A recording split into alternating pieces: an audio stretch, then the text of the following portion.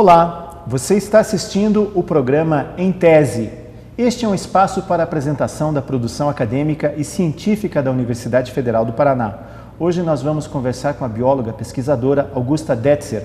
Ela é autora de uma tese de doutorado que explica como viabilizar o controle biológico de uma das pragas mais comuns da soja, provocando a hibernação do inseto parasita.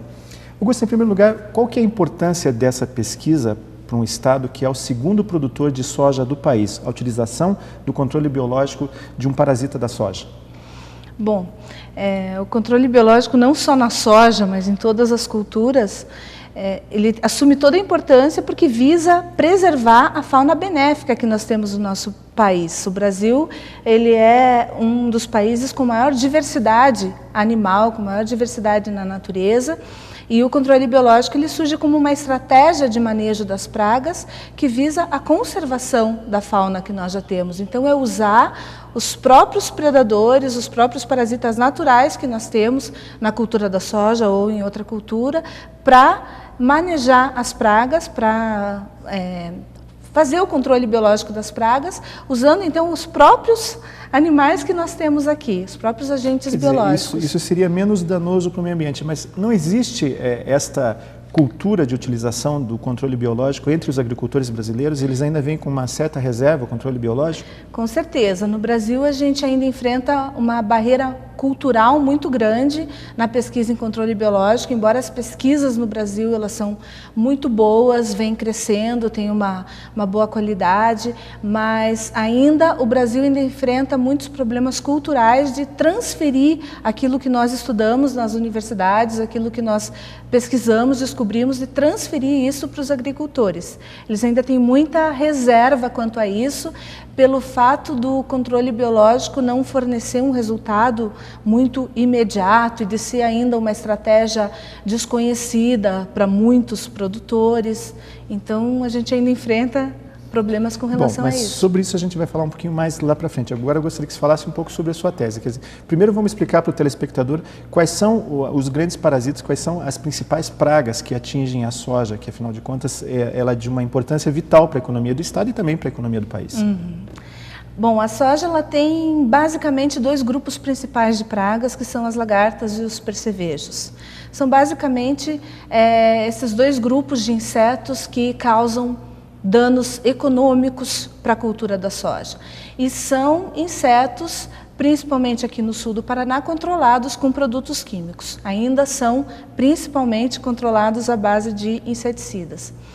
E lá no laboratório onde eu desenvolvi a tese, nós trabalhamos com esses dois grupos de pragas, tanto as lagartas como os percevejos, fazendo pesquisas com a utilização de vespas para o controle biológico dessas pragas. E com relação à tese, então, ela foi especificamente voltada para o controle biológico dos percevejos, utilizando duas espécies de pequenas vespas, são vespas bem pequenas que elas atacam os ovos desses percevejos. Elas são parasitas dos ovos dos percevejos. Então, nós desenvolvemos um trabalho visando a produção dessas vespas que atacam os ovos do percevejo, que fazem o controle biológico dos percevejos, uma técnica visando a produção dessas vespas em larga escala. Esse foi o principal objetivo da tese. Agora, como é que vocês partiram? Quer dizer, qual foi o ponto de partida para a observação de que essa vespa ela é um predador desse tipo de parasita, do percevejo? Bom, a gente observa isso com coletas, né? A gente vai à fazenda, a gente coleta, a gente observa no campo, e o que a gente viu? Que essas vespas ocorrem em grande quantidade. E também essas vespas, elas, no norte do Paraná, em região mais quente, elas já foram bem estudadas, já são inclusive utilizadas no norte do Paraná para controlar. Alguns agricultores já usam, a Embrapa disponibiliza essas vespas para os agricultores. Então, é basicamente como surgem todas as pesquisas de observação. A gente vai, observa, verificou que essas vespas ocorrem em grande quantidade aqui no sul, mas daí surgiu uma pergunta: como que acontece, como é que a gente pode disponibilizar esse método aqui no sul do Paraná? Porque o que acontece aqui é o seguinte: nós só temos soja uma vez por ano, a soja ela só é produzida no verão. E para que a gente possa disponibilizar essas vespas, utilizar um método de controle biológico utilizando essas vespas, a gente precisa criar essas vespas em larga escala, numa quantidade bem grande em laboratório, para que a gente possa usar só uma vez por ano. Então, nós desenvolvemos uma técnica de produzir essas vespas em larga escala no laboratório, para que a gente possa disponibilizar o uso dela em campo. Quer dizer, o controle biológico de pragas na soja, ele já, como você explicou, ele já é comum no norte do estado. No sul ele não existia isso por conta do clima, quer dizer, vocês aliaram então aí, quer dizer, a parte biológica e a parte climática. Porque aqui no sul nós temos um problema, ou tínhamos, né, um problema de produzir essas vespas em grande quantidade pelo fato da soja só ser plantada uma vez por ano. Porque no norte do Paraná, ou no Mato Grosso, ou em São Paulo, a soja ela é plantada o ano todo eles têm soja. Então, eles têm mais facilidade na hora de produzir essas vespas, de coletar no campo, de produzir em grande quantidade. E aqui no sul nós tínhamos esse problema de como produzir essas vespas em grande quantidade durante o ano. Então, o estudo partiu desse ponto de desenvolver uma técnica de produção dessas vespas em larga escala aqui no sul do Paraná, onde nós só temos soja uma vez por ano, ou seja, nós só precisamos usar essas vespas uma vez por ano. Então, nós precisamos desenvolver uma técnica de produção em grande quantidade. Essas vespas, elas são vespas comuns, elas se encontram na natureza, elas são nativas aqui do Brasil, pelo menos aqui da região do Paraná? São. Não, elas não são nativas do Brasil. A origem biogeográfica delas, ela ainda é muito desconhecida, as pessoas não conhecem direito, mas é uma vespa que ela tem distribuição mundial. Aonde o percevejo ocorre, as vespas ocorrem também, tem distribuição mundial. Então, aqui são encontradas em grande quantidade também. Esse tipo de praga, esse percevejo, é aquele percevejo que todo mundo conhece? Aquele percevejo verde, conhecido como percevejo fede-fede, que às vezes entra nas casas. Isso mesmo, é aquele percevejo bem comum. Pisa e ele exala um mau cheiro. Isso, e que na cultura da soja, em grandes quantidades, causa muito prejuízo, porque ele se alimenta da vagem da soja, que é exatamente o produto final de comercialização. Então, esse percevejo, ele suga a vagem da soja, os grãos da soja, e seca a semente. Então, inviabiliza bem o produto comercial da soja, que são os grãos. E ele é tão voraz quanto a lagarta, que é mais conhecida?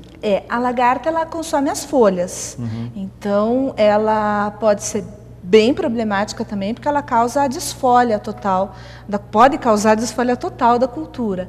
E daí isso aí vai interferir depois na produção dos grãos. Mas o percevejo, ele pode, dependendo do ponto de vista, assumir até maior importância pelo fato de atacar o produto final de comercialização da soja, que são os grãos. O percevejo é a praga dos grãos, ele se alimenta dos grãos da soja, que é o produto final. E a lagarta, ela se alimenta das folhas que não são comercializadas.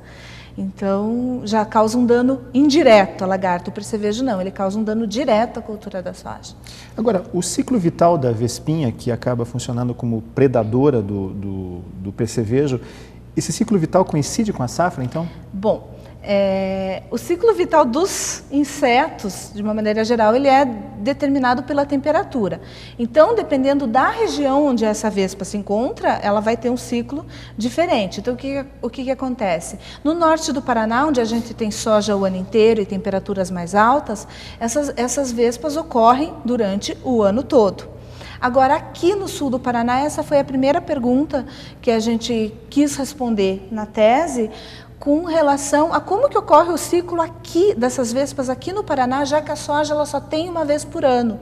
Durante o resto do ano, a soja não é plantada. Então, onde que essas vespas ficam durante o ano, né? Então, e aqui a gente respondeu então essa pergunta na tese, que aqui no sul do Paraná, essas vespas elas têm um ciclo de vida durante a cultura da soja, durante o verão, e no resto do ano, o período que nós chamamos de período da entre-safra, outono e inverno, essas vespas entram em hibernação.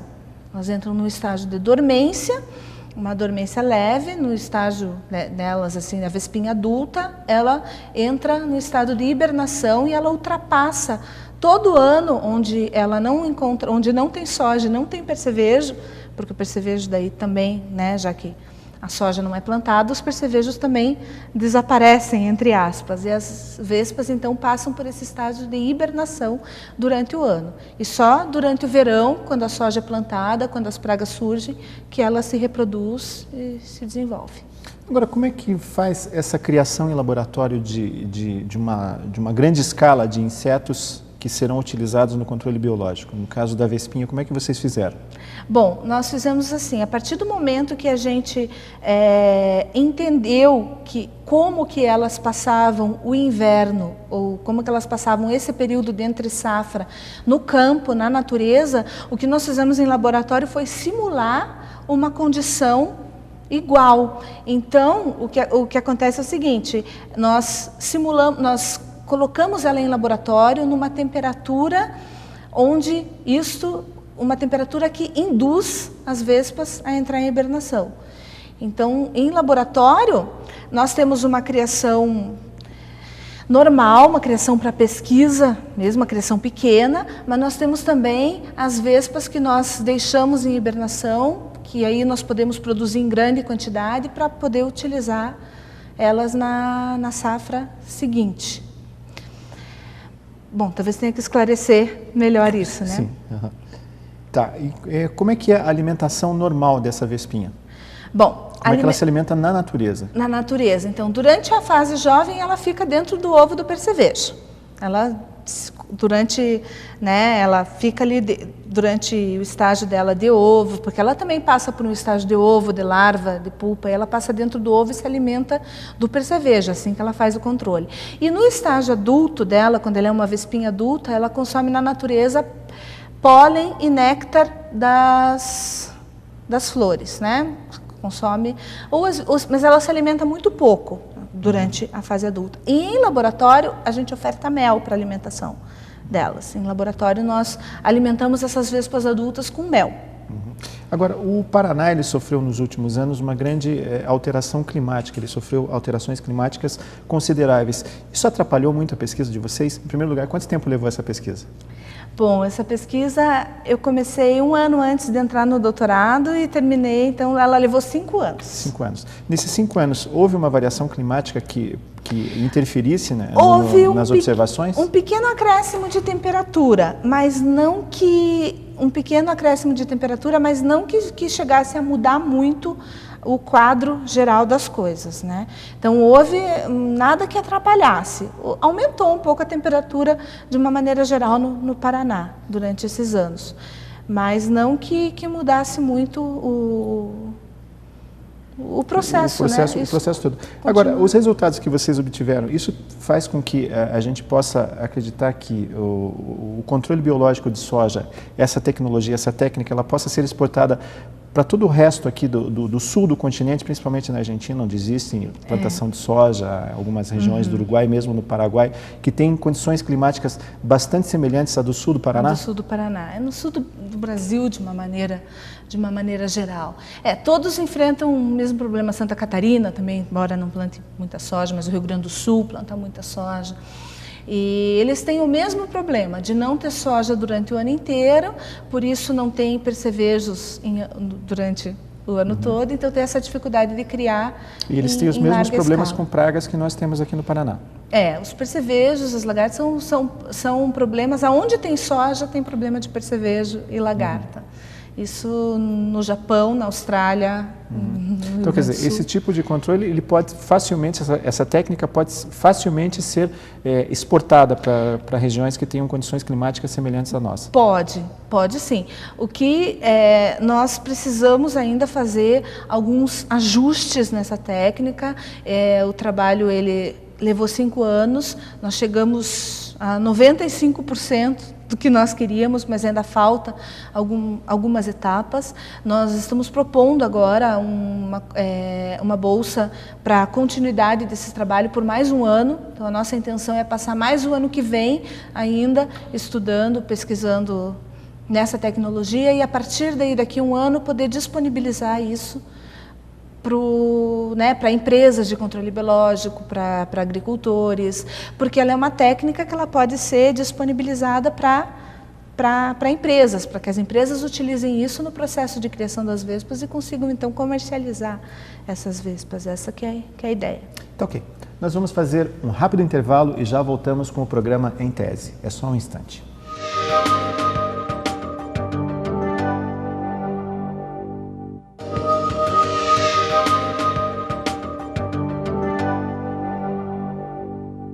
Este é o programa Em Tese. Eu estou conversando com a bióloga e pesquisadora da Universidade Federal do Paraná, Augusta Detzer. Ela é autora da tese de doutorado que explica como viabilizar o controle biológico de uma das pragas mais comuns da soja, provocando a hibernação do inseto parasita. Augusta, o predador de uma praga, quando ele é criado para fins de controle biológico, ele não pode criar um efeito colateral no meio ambiente, se reproduzir, se tornar uma praga. Se tornar uma outra praga? Não, isso não acontece por basicamente dois motivos. O inseto que nós estamos usando, o inseto que se usa para combater uma praga, não é um inseto fitófago, não é um inseto que come plantas, certo? Então ele não se torna uma praga por isso. Ele não vai atacar a cultura, que é o produto que nós queremos conservar, a planta.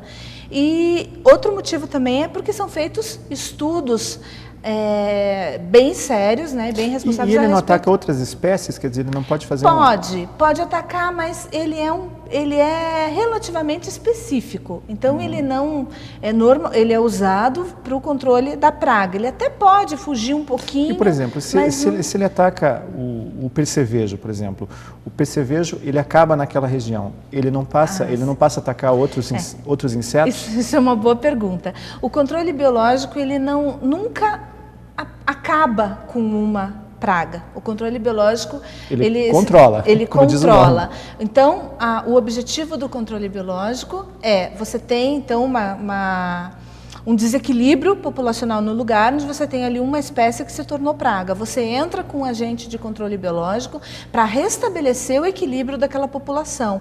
Ou seja, o objetivo é manter a população da praga abaixo do nível de dano, mas não acabar com a população da praga. Então, esse é um ponto-chave, um princípio-chave do controle biológico é esse. Mantém a população em equilíbrio, não acaba com a população da praga. Mas num programa de controle biológico são feitos estudos onde o número certo de vespas a serem liberadas, ou do inseto parasita, do inseto predador que vai ser liberado para controlar a praga, ele é cuidadosamente estudado. Pois é, isso que eu queria saber. Como é que você calcula quantas vespinhas serão necessárias para uma área X, para tantos hectares plantados com soja? Bom, isso é feito com pesquisas de campo. Então, pesquisas em campo são feitas para a gente detectar a eficiência. Então, você faz testes liberando quantidades diferentes de vespas em diferentes pontos para ver quanto que é o número ideal. No caso dos percevejos da soja, já foi feito esses estudos pela Embrapa e já é determinado que são 5.000 vespas por hectare. Então, o agricultor já sabe que, ao usar essas vespas, ele vai usar 5.000 por hectare. É um número que já se sabe que é eficiente, que é um número que não é um número absurdo, é um número eficiente para manter a população da praga em equilíbrio. Agora, quando se fala, vai utilizar um número X de vespas, quer dizer, o agricultor brasileiro não tem, a gente falou isso no primeiro bloco, mas o agricultor brasileiro não tem muito essa cultura, né? Eu vou precisar do número X de vespa para controlar uma área X de uma área X plantada. Aí que entra o pesquisador. Quando nós disponibilizamos uma vespa para um agricultor, nós temos que também passar essa informação para ele. Mesma coisa uma empresa de controle biológico. Se estiver comercializando uma vespa, se estiver vendendo essa vespa, isso tem que ser passado para um agricultor. Como ele recebe a informação quando ele compra um inseticida? Ele também recebe essa informação. Use tantos mililitros por, use tal dosagem, para esse inseticida usa essa dosagem, para esse outro usa essa dosagem. No controle biológico também. Quando ele compra uma vespa, ou quando ele compra um inimigo natural, um agente de controle biológico, ele também tem que receber essa informação. Quantas vespas ele precisa soltar no campo, como que ele precisa soltar. Então, tudo isso tem que ser passado para o agricultor pelos pesquisadores. Agora, esse tipo de controle, ele já tem credibilidade entre o agricultor brasileiro? Eu me lembro que há alguns anos eu vi num jornal europeu um anúncio vendendo 50 mil joaninhas para controle de uma praga em vinhedos no sul da França. Quer dizer, isso é comum a gente ver classificados em jornais europeus. Mas aqui no Brasil já existe esse tipo de postura por parte do agricultor? Não é popular como é na Europa e nos Estados Unidos. O controle biológico não é popular aqui como é lá. Ainda enfrenta muita resistência, muito desconhecimento, mas ele já está cada vez se tornando mais aceito. Isso é um estímulo, as pesquisas estão crescendo nessa área, estão surgindo empresas de comercialização, mas o Brasil ainda tem muito poucas empresas de comercialização de agentes de controle biológico, empresas que vendem essas vespas. E está crescendo, mas agora, ainda a pesquisa ainda está circunscrita às instituições de ensino federal, por enquanto, de ensino público. Ou a Embrapa. Que é uma empresa pública. Quer dizer, ainda não existem empresas pesquisando isso, ao contrário Não, muito poucas. É muito difícil você conseguir que uma empresa privada entre nessa área. Mas, assim como eu acredito que isso vai se tornando cada vez mais fácil no decorrer do tempo, as empresas vão também tendo que entrar nisso para se tornarem até mais competitivas. Agora, é possível controlar biologicamente qualquer tipo de praga? É. Qualquer praga? Qualquer praga. Claro, teoricamente sim, porque todas as pragas têm seus inimigos naturais, todas as pragas têm seus predadores. Então é possível. É que é uma coisa ainda, envolve muitos estudos, existem pragas que são muito pouco conhecidas, quais são, em termos dos seus inimigos naturais, dos seus predadores. Mas, teoricamente, sim, se a gente parte do princípio que toda praga tem seu inimigo natural, e quando ela não tem, você pode importar, você pode trazer de um outro local, se ela não for uma praga nativa. Você pode alterar geneticamente um predador? Alterar geneticamente? Pode, mas... Ou até quimicamente você pode alterar um predador para que ele possa atacar um determinado tipo de praga? Olha, não conheço isso, a respeito disso não. O que as pessoas fazem quando não encontram um predador na região para controlar a praga que está sendo visada, eles importam, Isso fazem importação de inimigos naturais, trazem de outros locais, porque às vezes nós não temos uma praga, um predador para controlar uma determinada praga. Às vezes a gente não tem aqui na nossa região, mas tem em outro lugar. Então trazem de lá para... Agora, a alteração, daí eu já não... O controle biológico, ele é caro? No início, sim. No início, ele é mais caro, porque ele é o contrário do produto químico. O produto químico você aplica, ele é barato no começo, mas você vai ter que cada vez aplicar mais, cada vez aplicar em maior quantidade, ele vai se tornando cada vez mais caro. O controle biológico é o inverso. No começo, ele é caro. Para comprar essas vespas no início, ele é caro, mas... A partir do momento que você fornecer condições para que ela se estabeleça, para que aquele ambiente lá se torne em equilíbrio, ele vai se tornando cada vez mais barato. Então, no decorrer ali de algum tempo, de pouco tempo, ele se torna muito mais barato que um controle químico. Você acaba criando uma população estável. Exatamente. No início, então, ele é um pouco caro. Você tem que soltar em grande quantidade, ele não é muito barato para comprar, para produzir, mas depois ele vai se tornando cada vez mais barato, porque... Você não precisa ficar reaplicando cada vez mais. Dá para a gente medir qual que é o custo da utilização de defensivos agrícolas numa propriedade? Olha, numa propriedade, eu não saberia te dizer, porque depende muito da filosofia do agricultor, da área que ele está. Mas o Brasil, ele gasta mais de 800 milhões de dólares em inseticidas por ano, em produtos químicos por ano. Se a gente somar isso a herbicida e fungicida, 2,5 bilhões de dólares por ano. Isso mesmo. E na cultura da soja, o custo com um produto químico é particularmente muito alto. É o segundo maior gasto de um agricultor é com inseticida. Ele só não gasta mais com inseticida com maquinário. Maquinário é a única coisa onde ele gasta mais dinheiro. O produto químico é o segundo maior gasto dele. É particularmente alto na cultura da soja o gasto com inseticidas. Vamos falar um pouco de moda agora, pelo menos de um assunto que está na moda. Fala-se muito em organismo geneticamente modificado, os produtos transgênicos que seriam, algumas empresas vendem como sendo mais resistentes às pragas. O controle biológico pode surgir como um contraponto aos organismos geneticamente modificados, aos transgênicos, como uma opção segura? Exatamente, é bem isso que você falou, uma opção segura. Porque os transgênicos, eles ainda são pouco conhecidos com relação aos efeitos que eles causam. Sem criticá-los, mas não se sabe exatamente se eles são seguros ou não. Sem criticá-los, as pesquisas ainda estão no início. E o controle biológico, você entra numa área onde você tem 100% de segurança, se um programa for bem feito. E os transgênicos, eles podem ser uma excelente opção, mas eles ainda são pouco conhecidos. Pouco estudados. Bom, boa parte dos inseticidas é produzida a partir de fórmulas criadas em outros países, principalmente no hemisfério norte. Qual que é o impacto disso para a biodiversidade brasileira? Dos inseticidas? Dos inseticidas. Produto químico, de uma maneira geral, causa um impacto muito grande na diversidade. A quantidade de... Porque a biodiversidade no hemisfério norte é muito mais pobre do que a biodiversidade abaixo da linha do Equador, aqui no Brasil. Exatamente. Então, quer dizer, é interessante que a gente importe esses inseticidas. Quer dizer, já existem estudos que mostrem o estrago que esses inseticidas fazem aqui no nosso meio ambiente? Olha, a gente sabe que é maior, que é um estrago maior exatamente por essa biodiversidade mais rica.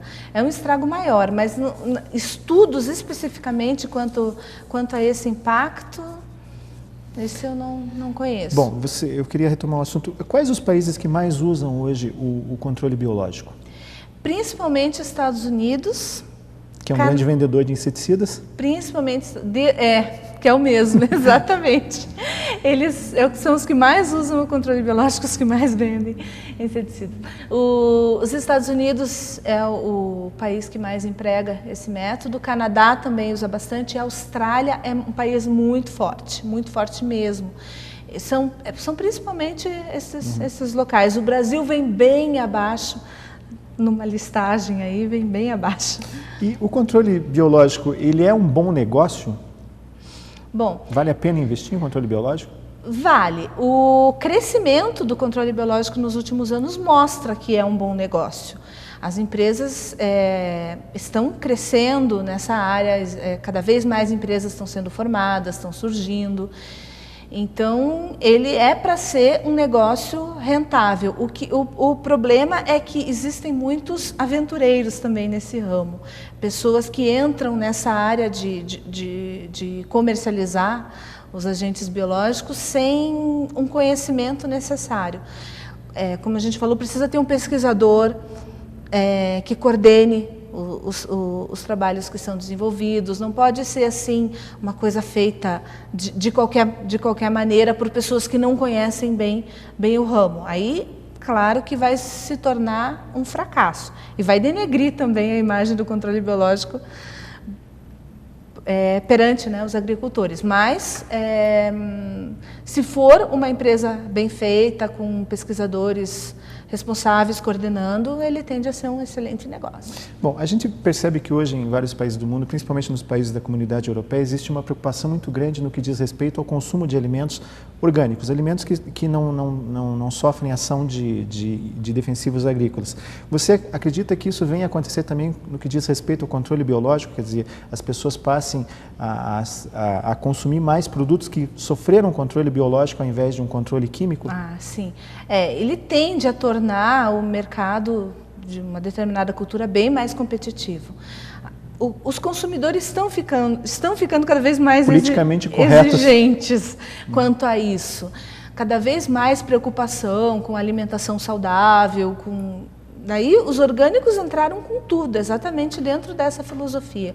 E o controle biológico está crescendo muito no Brasil e nos outros países exatamente por isso também, por trazer os produtos orgânicos hoje eles já têm inclusive certificação, quer dizer, as pessoas já sabem que estão comprando produtos orgânicos. Você acha que isso vai acontecer também com os produtos biologicamente controlados? Eles vão ter uma espécie de certificação com o tempo?